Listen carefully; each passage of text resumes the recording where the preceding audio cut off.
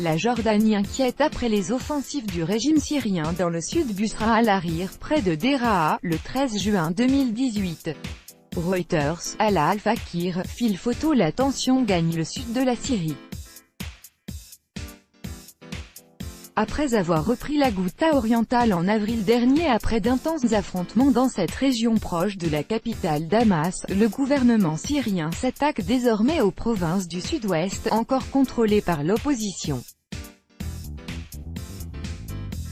L'Observatoire syrien des droits de l'homme évoque la mort d'au moins 6 personnes mercredi, suite à des tirs d'obus dans les environs de la ville de Daraa, non loin de la frontière jordanienne. Une offensive qui inquiète le royaume jordanien.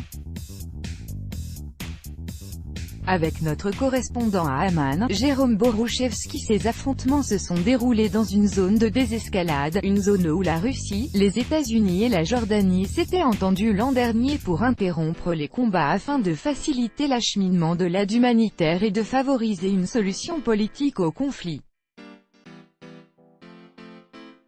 La Jordanie est très attachée à ces zones de désescalade, car le royaume hachémite cherche à sécuriser sa frontière avec la Syrie afin de garantir la stabilité dans les provinces du nord de la Jordanie qui accueillent des dizaines de milliers de réfugiés syriens.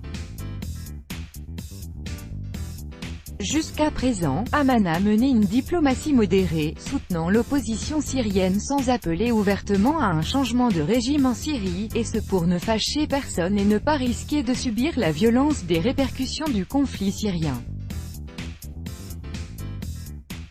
Ce regain de tension dans le sud de la Syrie met donc à l'épreuve la diplomatie jordanienne.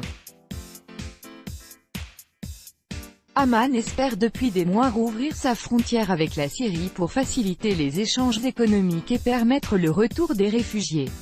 Paradoxalement, l'offensive de l'armée gouvernementale syrienne dans le sud, si elle est rapide et victorieuse, pourrait à terme faciliter cette réouverture de la frontière et donner une bouffée d'oxygène à l'économie jordanienne.